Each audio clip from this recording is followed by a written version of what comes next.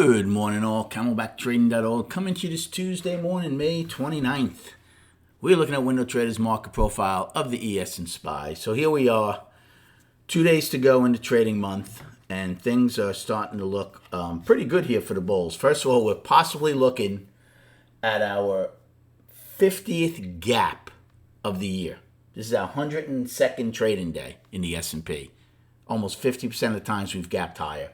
We've gapped. This will be the 29th upside gap. We've had 21 downside. Now, only 6 have held. But again, this gap as we're speaking, over $1.50 right now. The market's trying to go higher. We've been talking about this. I'll show you on the charts. All you see on social media is that, they're stretched out, they're this, they're that. This is a perfect example of don't get in the way of the market. Let the market come into balance before you even attempt to try to short something like this. Okay, look at NQ. People have been talking about NQ being exhausted for 2 weeks now. It doesn't look exhausted to me. Okay. Look at Righty. Righty even right now at the top of Friday's range. Remember, we have 2 days to go in this month. We're getting better and better odds of a possible outside month up in the S&P. And more importantly, getting away from last month's low so you don't have a chance for an outside month down, right? So even if we don't get the outside month up, it'll still be pretty good what they've accomplished. If we gap higher today, it's going to be a weekly gap. So the more and more we talk about it, the more and more this market's attempting to go higher. Look at the overnight from Sunday and again last night. Look at these B shapes. Now, another thing to keep in mind, our yearly high as of right now is in the overnight, both for us and for NQ, as NQ makes a new high here in their overnight. So those generally don't hold.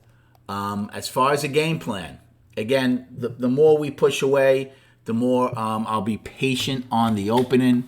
Everybody's going to start saying, it's the debt deal. The debt deal. We've came to an agreement. That's all BS, and we know that. Don't use that as an excuse for why the market goes up or down. Okay, I think it's very important to use market-generated information. And the bottom line is this market's been trying to go up, and that's why we're going higher. Okay, ES has clear skies above them. We talked about that.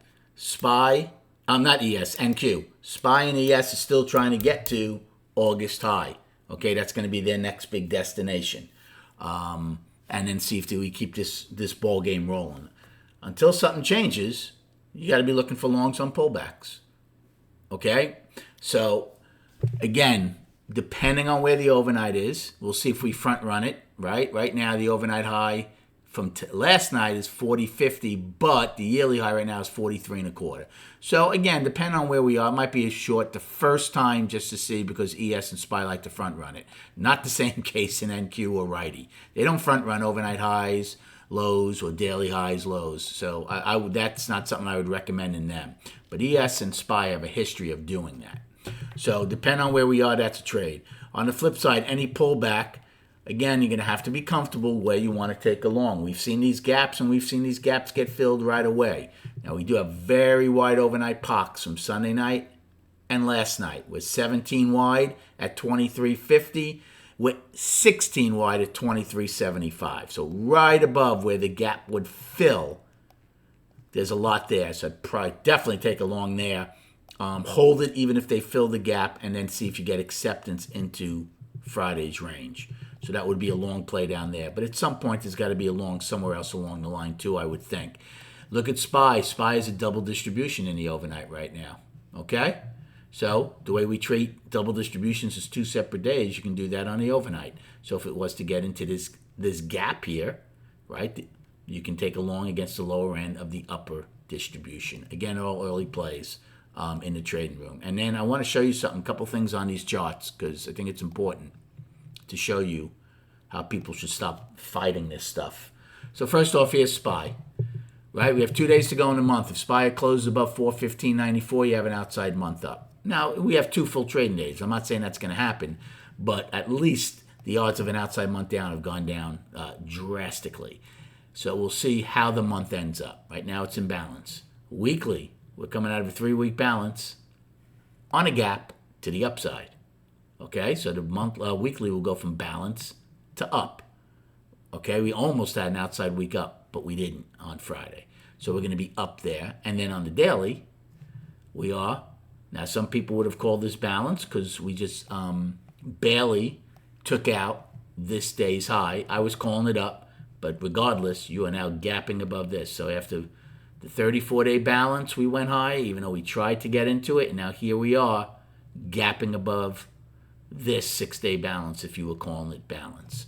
And one other thing, I want to show you in the video. People have been screaming that NVIDIA is ridiculous where it is. It doesn't matter what you think.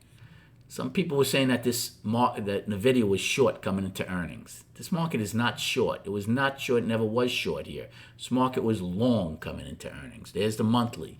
The weekly. Forget about this week with their earnings. Look at this. This market was long coming into the earnings. And now, after an $80 gap and people saying, well, we can't go any higher. Well, now after an inside day on Friday, we are gapping higher by about $8, $9 above here. Don't fight it. Thanks for the likes and subscribing. Good luck trading today, and we'll recap at 4 p.m.